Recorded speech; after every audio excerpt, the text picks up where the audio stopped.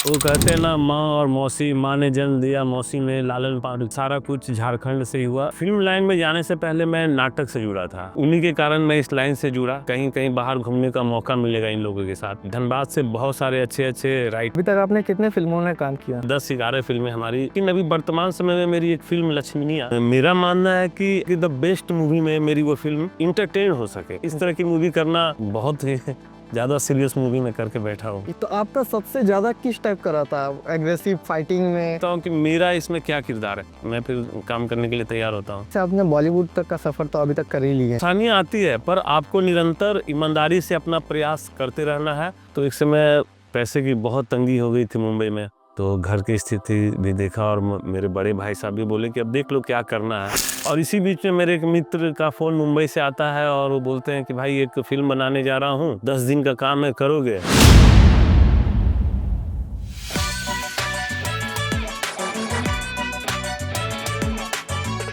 सपने बड़े होते हैं पर जगह छोटी होती है। झारखंड जैसे राज्य से निकलकर एक्टिंग की दुनिया में अपनी पहचान बनाना कोई कहानी नहीं, एक जंग होती है। आज इस पिकअप शो के इस एपिसोड में हम बात करने वाले हैं एक ऐसे कलाकार जो लोकल फिल्म से लेकर बॉलीवुड तक अपनी मेहनत के निशान छोड़ चुका है। ये कहानी सिर्फ ग्लैमर की नहीं, ये कहानी है रिजेक्शन, पैशंस, सेल्फ बिलीव और ज़मीन से जुड़े रहने की। हमारे साथ है सिंटू सागर, धनबाद के कलाकार, एक्टर और एक ऐसा नाम जो ये साबित करता है कि बैकग्राउंड नहीं, डेडिकेशन मैटर करता है। अगर आप सपना देखते हो, अगर आप स्ट्रगल से गुजर रहे हो, ये बस एक रियल जर्नी सुनना चाहते हो, तो ये एपिसोड आपके लिए है। चलिए शुरू करते हैं, बिना फिल्टर, बिना फेक मोटिवेशंस के, सिर्फ सच। मिलते हैं और बात करते हैं सिंटू सागर जी से। तो सिंटू जी, आप ये बताइए, सबसे पहले आप है कहाँ से और एक्टिंग का फील्ड में कब से जुड़े हुए हैं, और झारखंड में एक्टिंग का सपना देखना कहाँ तक आपके लिए सही है, और आगे क्या है, क्या सही है या नहीं है आगे के लिए? सबसे पहले तो मैं आपके चैनल स्पीकअप शो के तमाम दर्शकों को नमस्कार प्रणाम करता हूँ, जोहार करता हूँ और नए साल की बहुत बहुत बधाई देता हूँ। मैं बेसिकली रहने वाला तो ऐसे सर बिहार पटना से हूँ, लेकिन वो कहते हैं ना, माँ और मौसी, माँ ने जन्म दिया, मौसी ने लालन पालन किया। तो पहले तो बिहार ही था, झारखंड भी अपना, लेकिन मेरी पढ़ाई लिखाई सारा कुछ झारखंड से ही हुआ। मैं धनबाद से भूली में रहने वाला हूँ, और ये फिल्म लाइन में जाने से पहले मैं नाटक से जुड़ा था। हमारे एक मित्र हैं ओम प्रकाश जी, उन्हीं के कारण मैं इस लाइन से जुड़ा, क्योंकि शुरू से हम लोगों की आदत थी और चाह था कि मैं कहीं दूर दूर जाऊं घूमने के लिए। तो पता चला कि नाटक करने वाले लोग बाहर जाते हैं शो करने के लिए, तो बस इसी लालच से हम लोग टीम के साथ जुड़ गए कि चलो कहीं कहीं बाहर घूमने का मौका मिलेगा इन लोगों के साथ। और धीरे धीरे घूमने के बहाने ऐसा इसमें रमते चले गए कि अभिनय को ही अपना करियर बनाने का सपना देखने लगे। और जहाँ तक आपने बोला कि झारखंड में एक्टिंग का सपना देखना, तो बिल्कुल सही बात कहा आपने कि झारखंड में, वो भी धनबाद, जो कोयले के लिए जाना जाता है, लेकिन धनबाद से बहुत सारे अच्छे अच्छे राइटर, बहुत अच्छे अच्छे एक्टर निकले हैं। और हम लोग का भी प्रयास है कि हम लोग भी एक्टिंग में अपना करियर बनाएं। अभी तक आपने कितने फिल्मों में काम किया? अभी तक मैं क्षेत्रीय भाषा को जोड़ लिया जाए और हिंदी को जोड़ लिया जाए तो करीब 10-11 फिल्में हमारी हो चुकी हैं। 10-11 फिल्में जी। कोई एक ऐसा फिल्म जो आपको लगे कि हाँ, ये फिल्म मैंने पूरा अपना कोई एक्टिंग जिसे आप काम किए हैं, लगा कि हाँ इसमें हम अच्छा एक्टिंग किए हैं, कोई ऐसा कोई मूवी आपका? देखिए, मेरा मानना है कि हर फिल्म आपको कुछ ना कुछ सिखाता है, और हर में लगता है कि नहीं, थोड़ा और मैं बेहतर कर सकता था, और बेहतर कर सकता था। तो मुझे लगता है कि हर फिल्में मेरे लिए अच्छी हैं, लेकिन अभी वर्तमान समय में मेरी एक फिल्म लक्ष्मीनिया जो बनकर तैयार है, बहुत कुछ उसमें सीखने को भी मिला, और मुझे लगता है कि द बेस्ट मूवी में मेरी वो फिल्म हिंदी फिल्म है लक्ष्मीनिया। मुझे बहुत अच्छी लग रही है और उम्मीद करता हूँ कि दर्शकों को भी काफ़ी पसंद आएगी वो फिल्म। ये आपका अपकमिंग मूवी है? जी जी। अच्छा, आपका प्रीवियस मूवीज किस जॉनर में रहता है? देखिए, मैं तो कोशिश करता हूँ कि ज़्यादा लोगों को इंटरटेनमेंट, ज़्यादा से ज़्यादा मनोरंजन कराऊँ। हमारे चाहने से कुछ होता नहीं, अब राइटर डायरेक्टर आते हैं, उनका कॉन्सेप्ट मैं सुनता हूँ, अगर अच्छा लगता है तो मैं उनसे जुड़ना चाहता हूँ, काम भी करता हूँ। लेकिन ज़्यादातर मेरी कोशिश होती है कि मैं मनोरंजन जिसमें लोग इंटरटेन हो सके, इस तरह की मूवी करना मुझे ज़्यादा पसंद है। नहीं, बेसिकली होता है ना कि हम एक ट्रेडिशनल धार्मिक, जैसे वो कहीं बिहार का एक कोई कल्चर को लेके हम बना दिए हैं, कोई इस तरह है, या फिर एक कॉमेडी जॉनर। जी जी। ये तो आपका सबसे ज़्यादा किस टाइप का रहता है? एग्रेसिव फाइटिंग में, तो आप अपने आप को किस रूप में मतलब उसमें ज़्यादा इन्वॉल्व करते हैं? देखिए, बेसिकली मैं जहाँ तक समझता हूँ कि एक आर्टिस्ट तो बहता पानी की तरह रहता है, उसको जिस ढांचे में आप डाल दो उसी में ढल जाता है। जी जी। लेकिन जहाँ तक पर्सनली आप मेरी बात करेंगे तो मुझे लगता है कि मैं ज़्यादा सीरियस मूवी करना पसंद करता हूँ। सीरियस मूवी, सीरियस के साथ वो सीरियस कॉमेडी। Serious comedy. हाँ, जैसे आप फिल्म हेरा फेरी देख सकते हैं, तो इस तरह की फिल्में, इस तरह का वेब सीरीज करना मुझे ज़्यादा पसंद आता है। आपने जितने भी प्रीवियस मूवीज़ किए हैं, क्या सब उसी पैटर्न पे हैं? अरे सभी तो ऐसे नहीं है, बट कुछ फिल्में उसी तरह के, जैसे हमारी एक फिल्म है तीन तिगाड़ा काम बिगाड़ा, 3 11 का। वो उसी तरह के है। फिर हमारी एक फिल्म है ड्राइवर बाबू इलू इलू, वो भी कुछ इसी तरह की फिल्म है। और फिर बहुत ही हार्डकोर की फिल्म हमारी थी, जब मैं शुरुआती दौर में काम करना शुरू किया था, तो एक फिल्म थी प्रजानीति। प्रजानीति द पब्लिक रूल, जो आज के समय तो हमारे राज्य में, बहुत सारे राज्यों में वो समाप्त हो गया। वो परेशानी, वो नक्सलवाद के ऊपर वो फिल्म थी।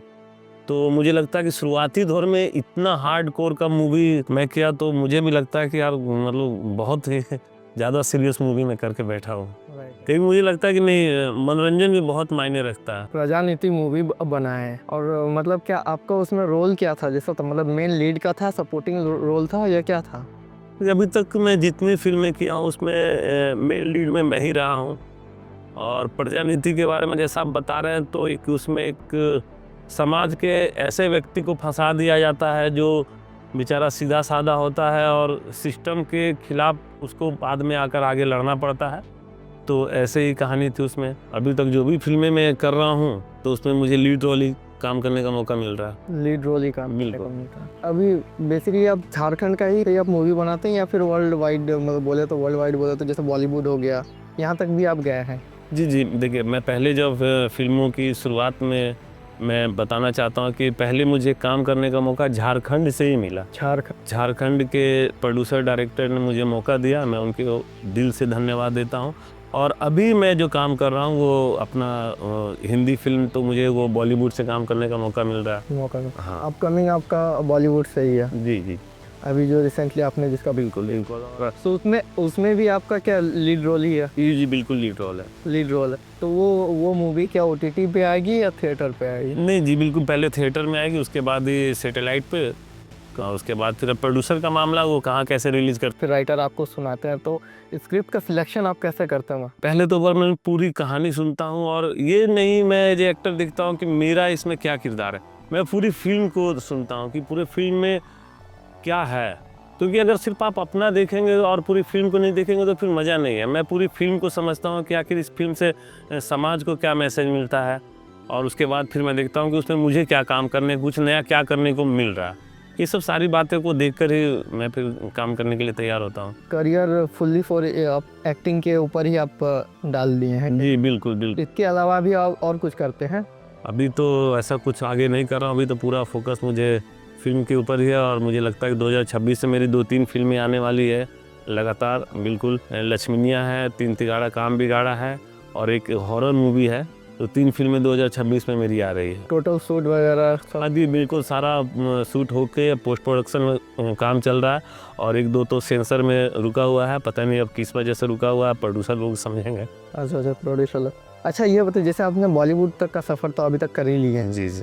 तो बहुत जन का सवाल होता है कि बॉलीवुड तक पहुंचना बहुत कठिन होता है, तो ये जो कठिनाई, स्ट्रगल होता है, उसके बारे में बताइए, आप वहाँ तक कैसे पहुँचे? देखिए, कठिनाइयाँ तो हैं, लेकिन मुझे लगता है कि आप निरंतर और ईमानदारी से प्रयास करते हैं तो मुश्किल भी नहीं है। मुश्किल भी नहीं है। जैसे हम लोग यहाँ पर एक छोटी सी जगह भूली, धनबाद से एक लड़का निकलता है और धीरे धीरे वो मुंबई तक का सफ़र पूरा करता है।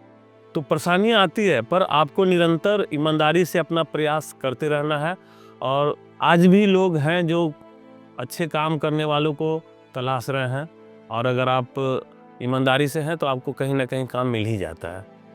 बिल्कुल। और मैं तो आज के नए युवाओं के लिए बस इतना ही कहना चाहूँगा कि अगर आप एक्टिंग लाइन में अपना करियर बनाना चाहते हैं तो आप पहले कहीं से प्रशिक्षण लें, किसी ग्रुप संस्था के साथ जुड़ें। और इसमें सर कोई शॉर्टकट नहीं चलता।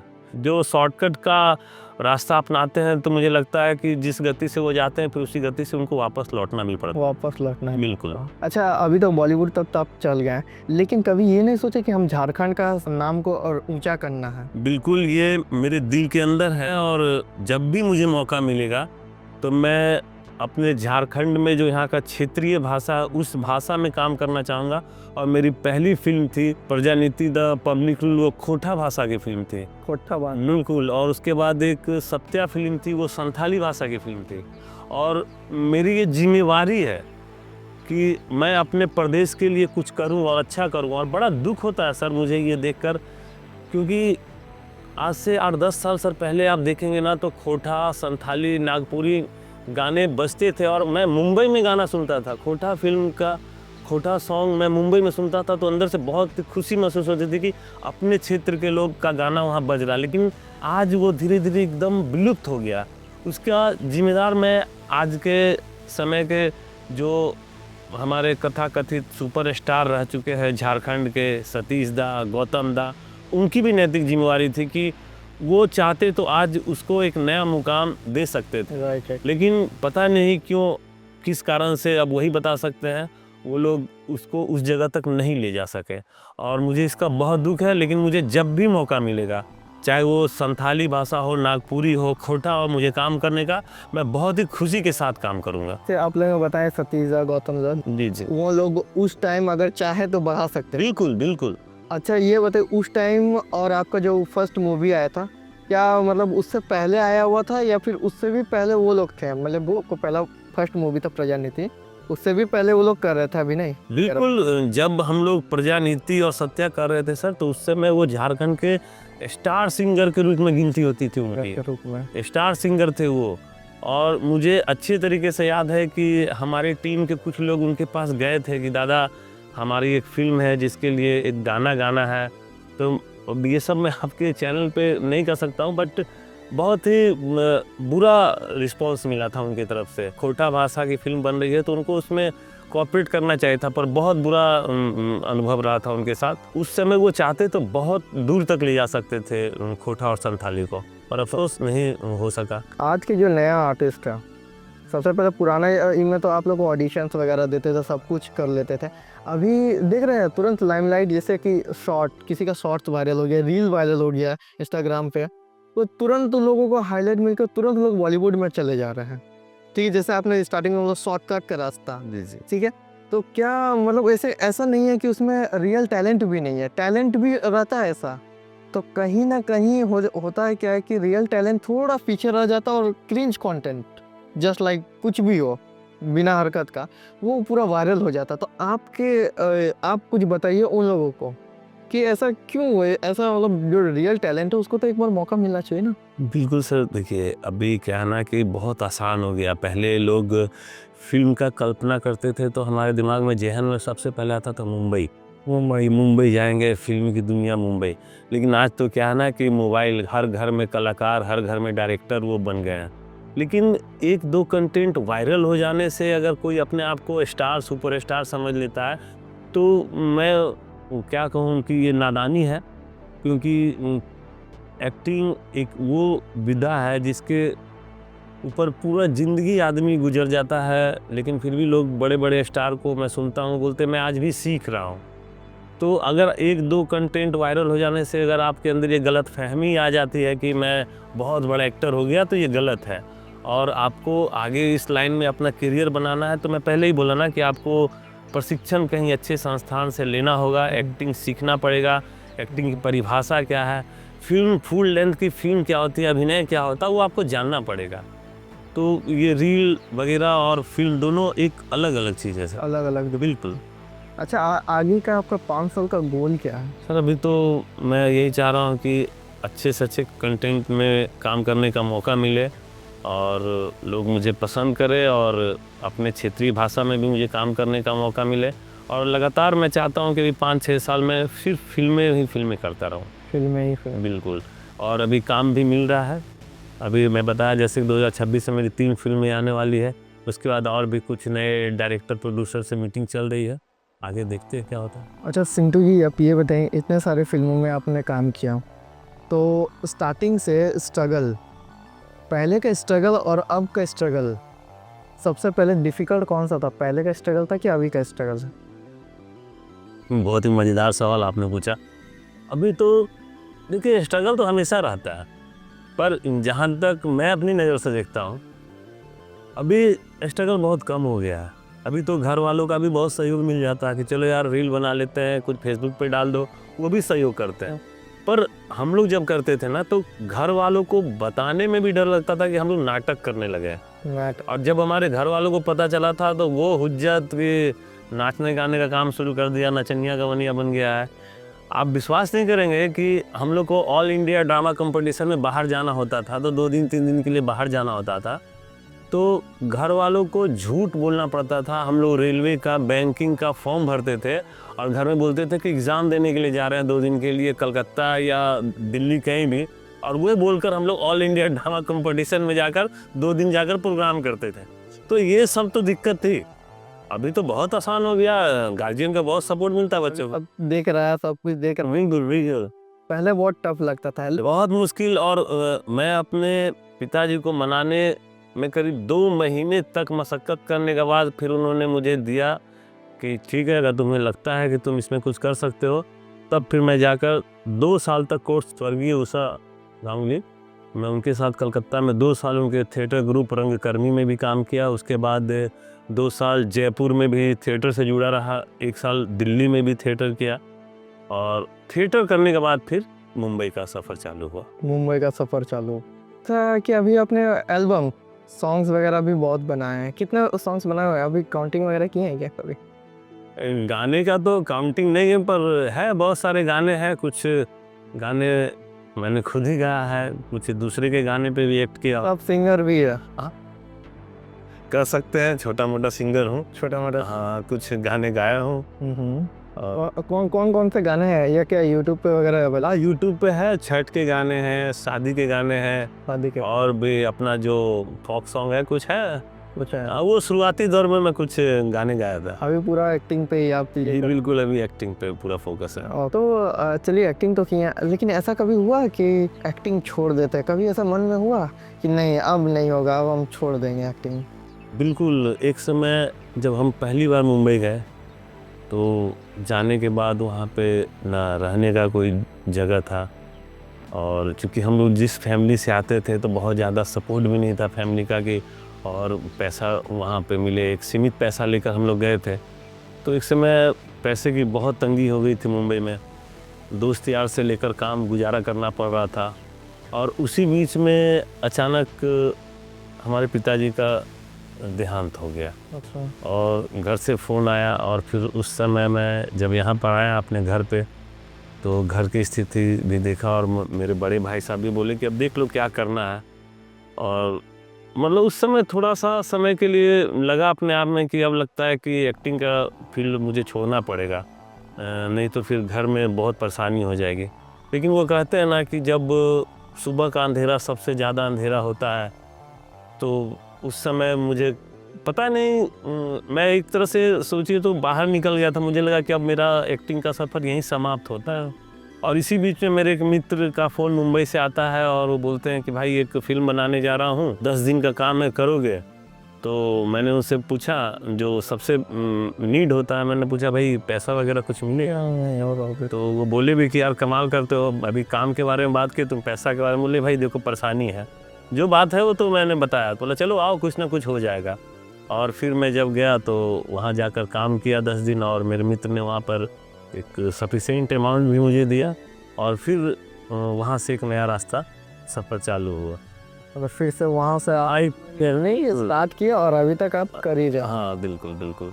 चलिए, देखिए कुछ चीज़ें ना आप सोचते हैं वो नहीं होती है, कुछ चीज़ें वो बोलते हैं ना, भाग्य तकदीर, वो लिखा होता है, वो घूम फिर कर आपको कहीं ना कहीं फिर उस जगह पे लाके खड़ा कर देता है। चलिए, बहुत बढ़िया, आपसे बात करके बहुत अच्छा लगा। ऐसे ही हम लोग को प्यार देते रहिए, ऐसे ही हम कलाकार हो, सिंगर हो, सबको लाते रहेंगे हमारे पॉडकास्ट में। और हाँ, इस पॉडकास्ट में से अगर आप कुछ सीखें तो इस पॉडकास्ट को लाइक कीजिएगा और अपना कमेंट ज़रूर कीजिएगा कमेंट बॉक्स में। चलिए, मिलते हैं नेक्स्ट एपिसोड में। बाय। बहुत बहुत धन्यवाद।